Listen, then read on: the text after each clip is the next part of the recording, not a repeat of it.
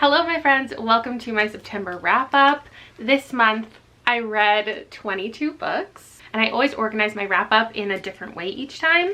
So this time we're gonna do it by color because I feel like I have almost everything represented by the rainbow here and I haven't done it in a while. All right, I think I got it, and you can see what book I'm going to talk about next throughout the whole thing. So that's fun. We're starting with red. I also have some great questions from you that came in that I will feature throughout this video. So one of the books I read this month was Death by Bubble Tea by Jennifer J. Chow. This is a cozy mystery following a woman who recently lost her bookstore job, and her cousin just came to town and they're going to work together to have this like bubble tea business at like a local night market, like a pop-up. And while they're there, they give their bubble tea to somebody. They put a little something extra in the bubble tea to like make it pretty. And the question is, was the food safe or not? Because somebody has dropped dead and now the police are knocking on their door and they need to solve the mystery before they're implicated themselves. I gave this 4 stars. I thought it was really fun. I'm going to continue in this series because I really like Yale, our main character, and I thought this balanced perfectly like family expectations, like the things that I pick up books a lot for: a little bit of mystery, a little bit of family dynamics, a little bit of getting to know yourself, and then the descriptions of food. Like everything was really fun. I thought the writing was solid. I talked about this at length in my cozy mystery video, so that's that one. Next up, we're already in the oranges and it's a little bit pink, which I feel like fits with the red better than anywhere else. Weird how I'm lacking pink here because I've been reading a lot of pink books lately. But this is Other Terrors. It is a horror anthology. I will call it that. I think half of the stories, particularly the second half, you could classify as horror. The first half, I both don't understand why those stories would have been selected of all of the horror stories in existence around the world that I can imagine people coming up with, and also don't really know why it's marketed the way that it's marketed. I overall gave this 2 stars because I just can't get over how poorly I felt about the majority. Like even the ones that were good at the end, they were only 4 stars, most of them. So the average rating that I land on, with almost all of these being 1, it's a 2. The stories were supposedly intended to be about otherness, and I feel like some of the stories we did get ideas of main characters whose POV we were reading from who felt like they were othered by people, people who didn't belong, people who were different. And then also some of the stories were about people who had never felt that otherness, viewing, you know, other people, judging other people, treating other people poorly because the way that they're perceiving them, whether that be like regarding culture or race or body size, or in one case like dinosaurs. It was an interesting time. Wouldn't really recommend this for like top horror anthology options, though let me tell you who my favorites were by. And those people are Tanana Reeve Dew, whom I've already loved books from, Michael Thomas Ford, who I don't think I've read from before, Stephen Graham Jones, which was a relief because the last short story I read from him wasn't great. I also liked the one by Holly Lynn Walrath, and then one from Anne Davila Cardinal. Next up is another cozy mystery. This is called 2 Part Sugar, 1 Part Murder by Valerie Burns, and it has a lot of Hallmark kind of vibes where you're following a woman who's in a transitional period in life and she ends up in this small town starting over. So for Maddie, that means that her great aunt passed away and left her this bakery. She knows nothing about baking or this family member, but she's suddenly responsible for taking care of this dog who absolutely stole the show in here. This is Baby. I gave this 4 stars. It was a really fun time getting to follow her, and at first she's like from the big city and she's wearing Louboutins and everybody looks at her and they're like, you don't belong here. But throughout the book, it's like she becomes more small town and more comfortable in her position at the bakery, but also it's like, you know, impacting the small town and changing their perception of other people. And of course there's a murder mystery because the mayor dies and her fingerprints are on the knife. I find cozy mysteries really hard to review because it's like, it was good, it was nice, I'm never gonna think about it again, but I'd probably read a sequel. A light paranormal mystery I read this month is called Grave Reservations by Sherry Priest. And this follows a woman who, the book kicks off with her having kind of a premonition, a feeling about one of her clients, because she has a travel agent business about to get on a plane, and she feels like something bad is about to happen. So she, without his permission, changes his flight. And then he calls her all angry, and she's just like, oh, sorry for the mistake. Like, I have you on another flight. It's gonna be fine. And he's like, but why would you have done that? And then something bad does happen to the flight. And he shows up at her office the next day and is like, you knew something would happen. I'm actually a detective and I need your help in a murder investigation. Because of course, why not when you think someone is vaguely psychic? And so they have this kind of unlikely duo dynamic that I thought was really fun. You know, I'm typically reading darker mysteries the majority of the time when I'm picking up a mystery. It's about trauma, it's about kidnapping, like murder, explicitly described, gore, massacres, like essay and R wording, and like all of these terrible things that are happening to people. And most often with those types of books and with cozy mysteries, you are there at the beginning, or at least for the ones that I pick up, you're there at the beginning of the mystery. The murder has happened to somebody close to them, or they might be responsible for the murder. Like, you throughout the book get to know what happened and get all of the clues, and that is my favorite reading experience. But something that I found with this, like, in between just kind of lighter mystery, when it is following a detective, which is something that I traditionally don't like in darker mystery, I like it in here because there's a way that the mystery is laid out just in like a whole chapter of like, here's all of the facts, here's all of the stuff you need to know, because all of the investigation has already happened and now they're at a standstill and they need the help of somebody new with a fresh take, or, you know, a psychic take to help actually solve it. I was just thinking about this because a question came up about what book might I have enjoyed differently, either more or less, if I read it at a different age. And I do think that this lighter mystery stuff that I'm really into right now, I would not have been like 3-4 years ago. And I kind of like that my reading taste has evolved into enjoying like softer things. And it makes me really excited about like future reads and video concepts and things that are to come. I will say I gave this 4 stars, but I don't know if I would recommend this really broadly,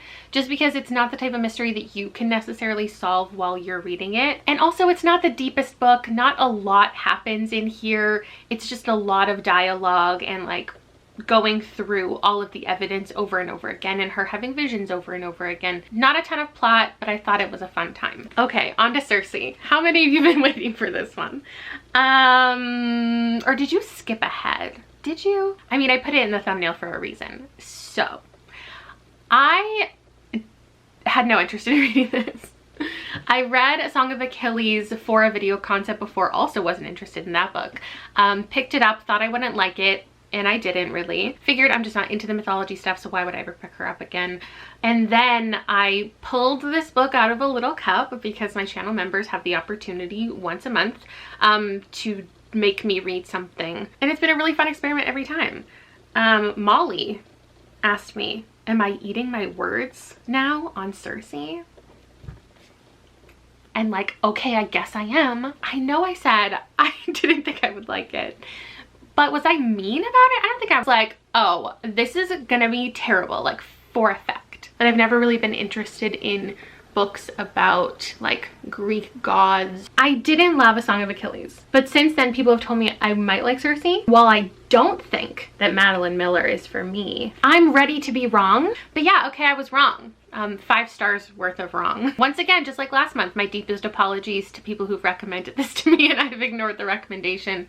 I was wrong. Love being wrong because it puts me outside of my comfort zone, makes me change my perspective, makes me get more in touch with my reading taste. Circe is so good. You already know that. So this is about Circe, daughter of the god of the sun, and she ends up exiled. And she's like a witch and also a mother, and me having no idea what this was even about. I have no like historical context for this. For A Song of Achilles, I thought that it would have been good for me to have the historical knowledge to enjoy the story more, but in this one I actually think it was beneficial for me to know nothing because I was shocked. The things that happened in here, I didn't see them coming.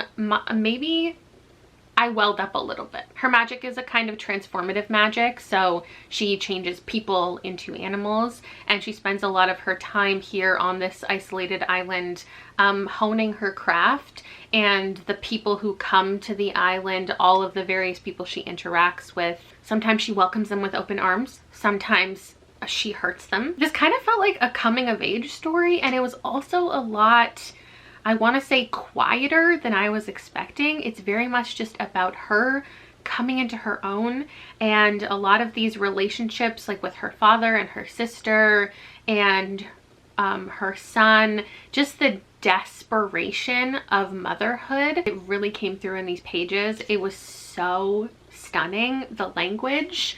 I highlighted aggressively through reading this book. She obviously has this great power, and there are these spanning stories and myths that are occurring in the pages, but it also is just about like this woman being alone and just wanting to like live a peaceful life and protect herself and protect the world that she has built around her and the people that she cares about. She's loving and she's kind, and she's also angry and protective, and just the journey she goes throughout this book, I was in it the whole time. I was finishing chapters and then flipping back and reading them again, which is why I actually didn't finish this until technically October. But yeah, 5 stars. Me enjoying a well-beloved book, like a highly rated, one of the highest rated books I've ever seen, that just feels so good. A big thanks to Pepe for recommending that. If you're just here for that one, please stick around. I have other amazing 5-star books to talk about. Well, this wasn't one of them, but we'll get there. I did enjoy The It Girl. I feel like more than most people have.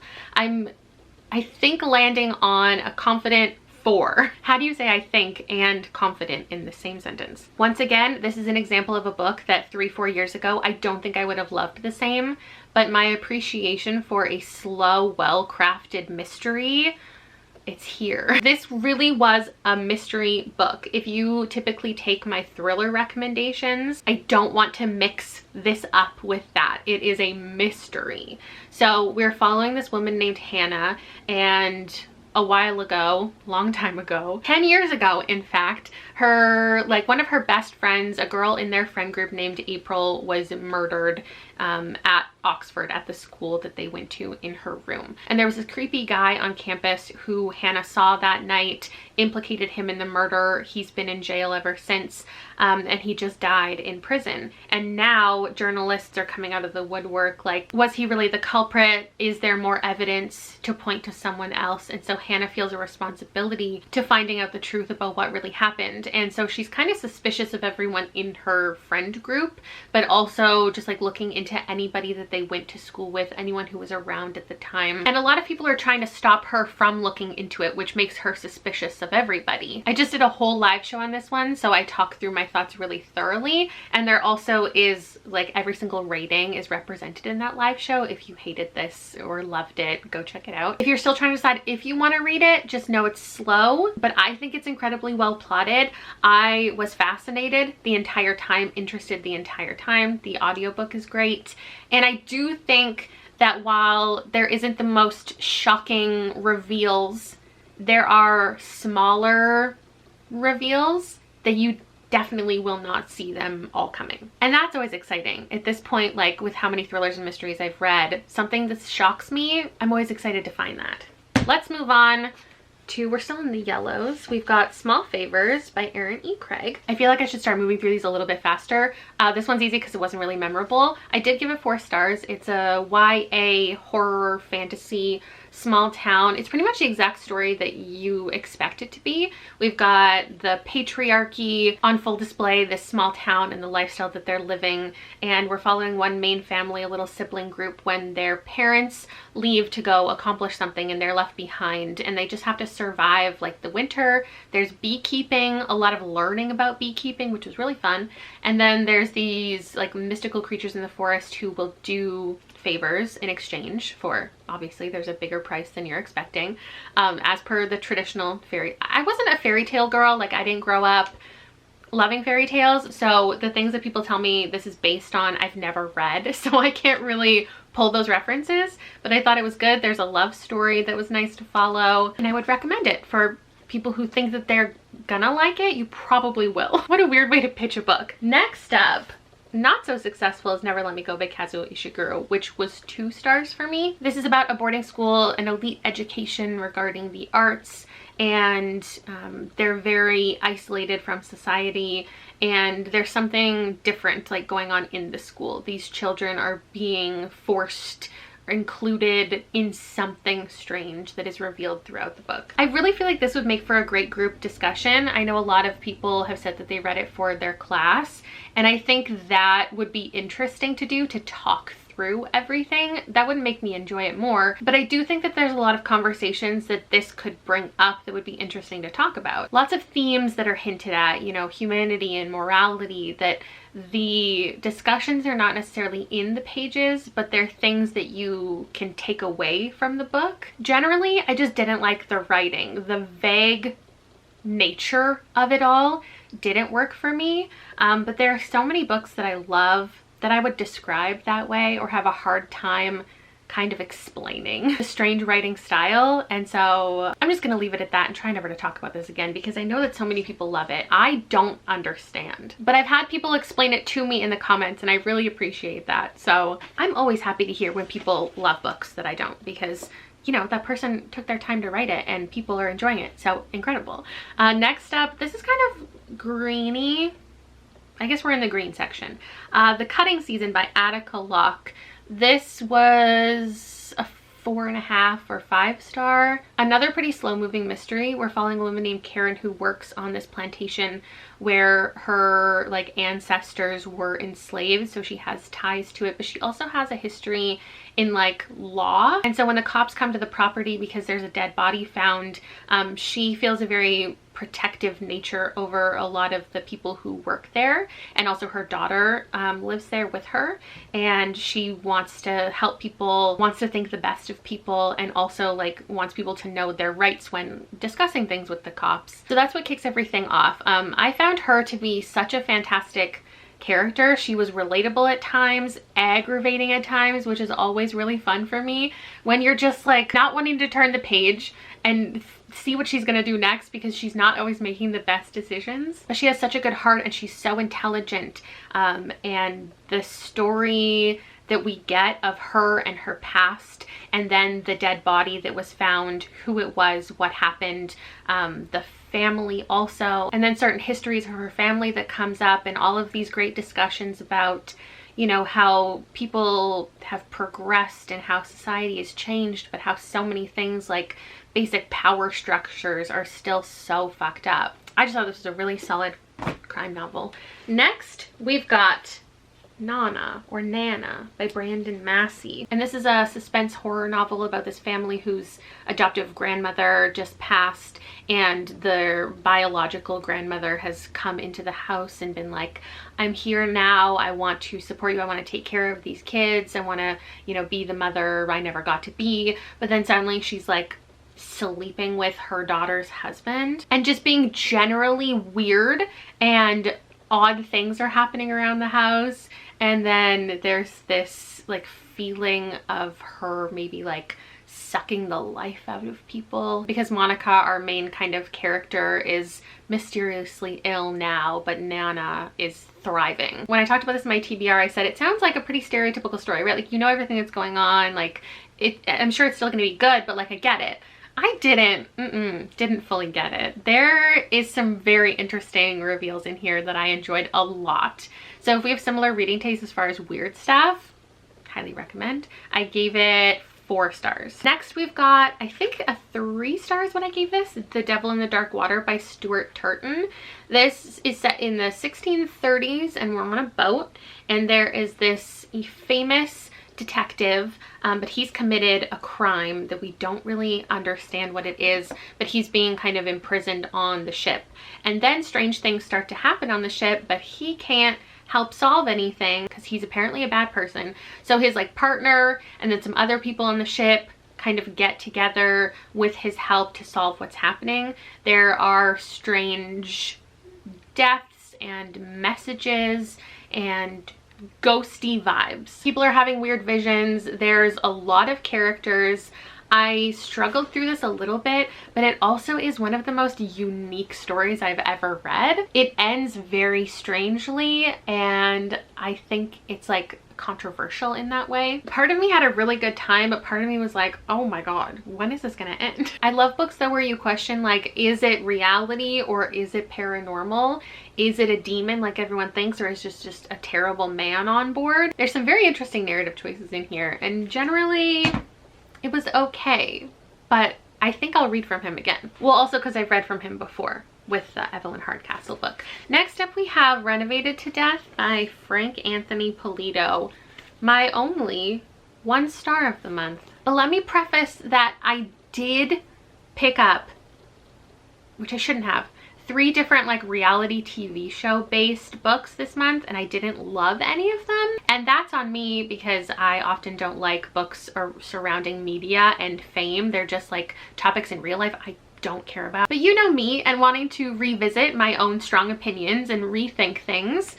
Things have not changed. It's not really about the TV show though. That really doesn't take a lot of the focus. I think I'm just trying to avoid saying what I actually want to say about this book by making excuses for why I didn't like it.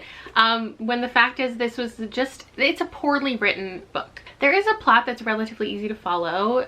2 husbands, they are on this reality show about renovating houses. They're going to get a new house to renovate, and then the person who they bought it from they find dead. So that's how the cozy mystery kicks off, and finding out who did it and the journey of that. It was just quite rough in regards to knowing who did it immediately, because like I feel like you get clear descriptions of why you know who it is when that person is suspected, and then everything that's to follow that was just so messy as far as like, why are we hearing about this, why are we talking about this?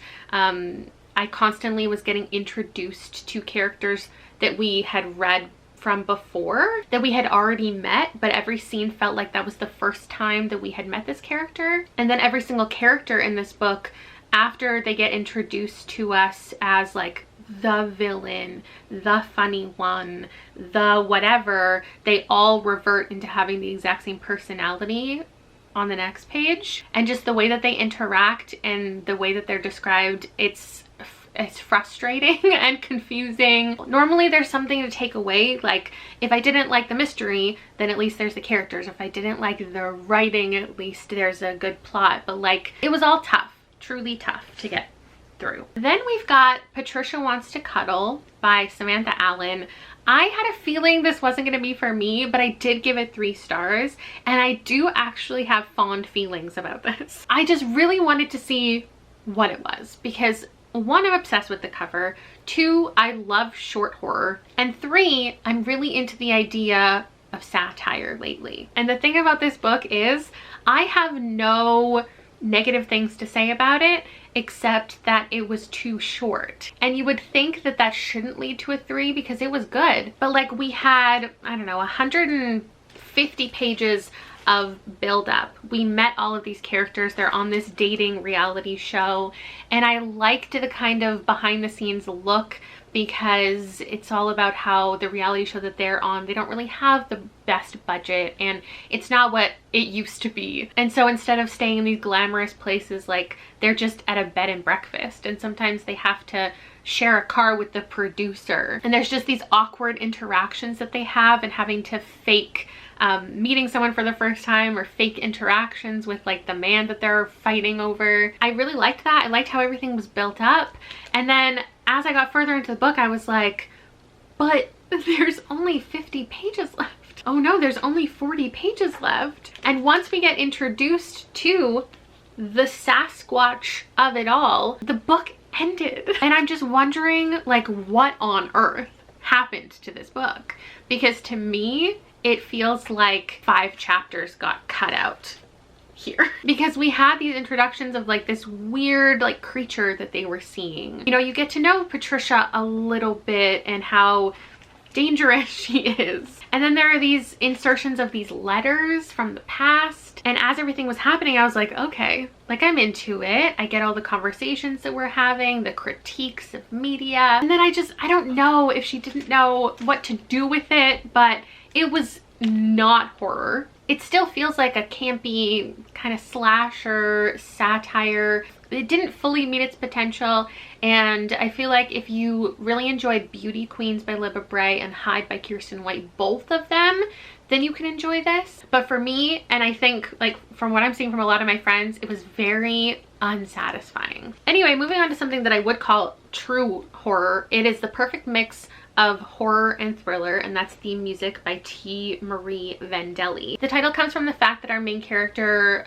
was in, like, her entire family was massacred, and there was a song playing while that happened and when she was found. So it's now this kind of infamous song and this infamous tragedy that she's become a part of, where her father just killed everybody and then himself. And so as an adult, she's decided to move back into her family home when it goes up for sale, and she is confronted with like the literal ghosts of her past. Strange things are happening around the house. People in the neighborhood are like, I can't believe you're here. They don't believe she's actually that girl. And then some people bring up the fact that maybe her dad didn't actually do it and she should question what she was told. And so there's a lot of interesting conversations that happen in here, a lot of reveals that I wasn't expecting, but it just didn't do a lot for me, so I can't give it any higher than a 3. Now we've got a couple 5s in a row coming. So one of them is Erotic Stories for Punjabi Widows by Bali Kaur Jaswal. And this is a story of a woman named Nikki who decides to teach this creative writing course, or what she thinks is a creative writing course. But the person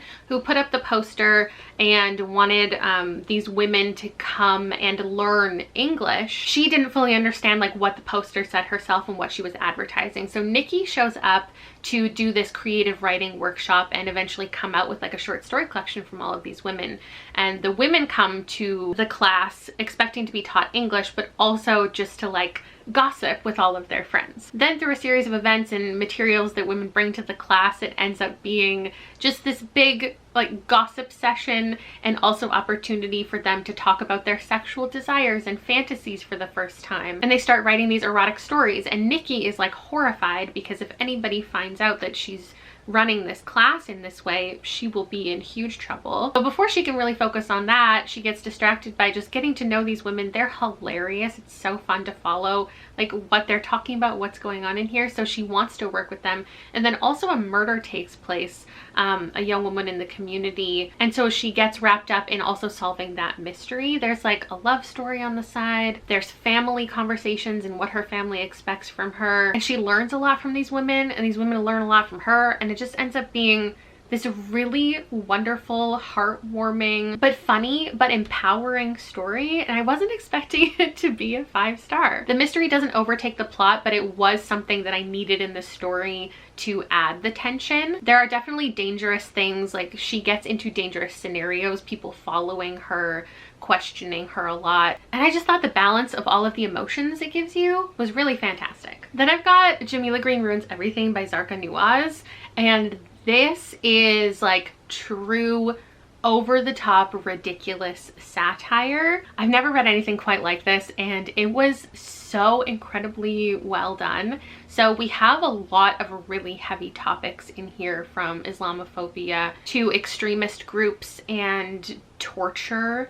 and kidnapping, harassment and war, and it sheds light on so many of these important issues through a very funny satirical lens. We have this main character Jamila who is very self-absorbed, and I don't think she's meant to be like redeemable, relatable, understandable in so many aspects.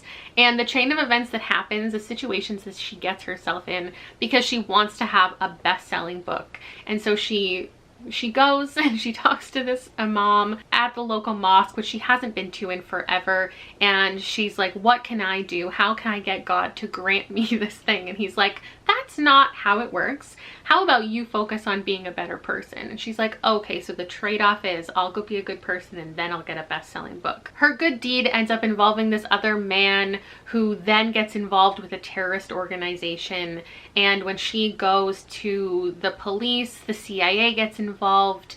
When she's trying to do a good thing and she's trying to get this man out of this situation, because there's a lot of commentary on how these groups begin and the propaganda. And when that all happens, they basically get interrogated, her and this imam, and they end up in other countries, and they end up, you know, faking their way into these organizations to help other people escape. It's very ridiculous. It's very over the top. I think it's for a specific audience, and apparently that's me, because I just had quite the time balancing these topics and having these conversations and bringing things to light that you want to talk about, and managing to do it in this ridiculous way that I think some people might find offensive, insensitive. I don't know. I just think the way that Zarka has put herself into her main character and has used her to have all of these conversations, I just think is so interesting. Next up, another 5-star. Can we talk about all of the wonderful purple books that I apparently read? This is Notes on an Execution by Dania Kafka, and this is about a man who's on death row for murdering multiple women. And it's told mostly through the lens of various women in his life. So like his mom when she was 17 and pregnant and had an abusive partner. And then also the woman who helped like put together all the pieces and all the evidence and had a goal to take him down in the end. And then also we get this woman who's trying to like help get him off of death row and like thinks the best of him. And then also there's the woman who is a sister of one of his victims. And all of these different women are people that you see in real life, how everybody has a different perspective on the man on death row who has done terrible things, admitted to terrible things. I think it was a really sensitive look at that. It's definitely a slow moving book. I don't know exactly how to categorize it, just like general fiction. There's some tension. It does feel like suspenseful, literary suspense. That's probably a thing. I just think that this was such a well-crafted story. We slowly find out the truth about everything, the reason behind everything, but at no point do you feel like it's excusing any behavior, romanticizing any behavior, and it's really a look at true crime in a way, and the ways that people talk about victims, the ways that media treats various people involved, and I just would highly, highly recommend this. Now we're onto the stack of books that don't fit in the rainbow. This is The Book Eaters by Sunny Dean. This I gave 4 stars. I really struggled through the first half, and I see a lot of people saying that they have DNF'd it around the midway point, which I don't find surprising. For such a short book, 280 pages, it takes a lot of like focus to fully understand what's going on, and I don't know that I would say like push on through if you're not enjoying it, but the second half really did get more enjoyable for me. It's a kind of urban fantasy fairy tale where it's in the real world, but there is a group of people who are book eaters, and to get knowledge they literally eat pages of books. So if they want to know how to navigate the ocean, they'll eat like a map and then a sailboat instruction guide, and like that's how they learn things. But there is another like group of people who are mind eaters as opposed to book eaters, and our main character gave birth to one. So again, it's a story of like desperate love of your child, about motherhood, and there's also a love story going on at the same time. I feel like it could have used 100 more pages for magic system building, because there is so many ideas introduced and not a lot of explanation. It's just like, oh no, like there are dragons, there are vampires, there are this beast and this type of magic, and it is a really familiar story. Again, like patriarchal society, the women are seen as like breeders, and they just have this one role that they're just supposed to do, and our main character wants to fight against that. But then with it having all of these familiar ideas, there's also all of this unique stuff. My favorite part is the mind eaters, where because they're not satisfied by eating books, they want to eat people's minds. And they kind of take on the personality of the people that they eat, or the groups of people that they eat. And it's just a really fascinating perspective to read from, like this little boy who speaks like a 50-year-old man sometimes. It was odd, and I'm glad that I ended up appreciating it more than I thought I would by the end. One of the questions was like, which book do you disagree with most about how long it was, or something like that, and these are definitely my answer for that. 100 more pages and I could have loved these, I think. Then we've got another 5-star. This is The Book of the Most Precious Substance by Sarah Gran. This definitely goes beyond categorization. I've seen it called an erotic thriller, an erotic horror. I don't think it's a thriller. I don't think it's a horror. I don't think it's erotic, in that, to me, erotic doesn't just mean like graphic. Erotic sounds like a positive thing to me, like a positive depiction, positive descriptions of like these sex. There's a lot of sex in here, okay? But at no point is it like a good time to be reading. It's very cold. It's very dry a lot of the time, because essentially there's this sex magic book that everybody is trying to get their hands on. The elite people in society, the people with all of the money, they'll pay anything, they'll do anything to get their hands on this secret book. There was only a couple copies made, and there are steps in the book while you read it that you have to perform certain acts, do certain things in order for the magic to work. But all of the copies, like the people who have found out about it, who have completed the tasks, they don't want anybody to go through what they went through. They don't want anyone to know the secrets, so they tear out, you know, those last couple pages, so nobody can fully complete ever again the entire book. We're following a character named Lily, who's a rare book dealer, and so she wants to get her hands on this book, but once she knows that it does possibly exist, maybe she wants it herself. And maybe it will help her in her real life, because she has a partner who has been through a traumatic event and is not the same anymore. And you know how power corrupts, and how a terrible chain of events can happen when everyone is after the same thing and somebody gets their hands on it. It's very interesting. It's not super weird, besides the idea of there just being like a sex magic book. It does just read like a woman and her hunt for this book, and her wanting to complete this job, and interacting with all these people who have all the money in the world, and how these people will never be satisfied no matter how much money or fame or notoriety they get. A lot of really great conversations in here, but it's also just ridiculous. Again, for a very specific audience, but don't really know how to find that person. If you like the weird things that I like, but you're okay with it not fitting into a genre very objectively, maybe you'd like it. I don't know. Somebody asked if I could only keep 3 books from everything that I read this month.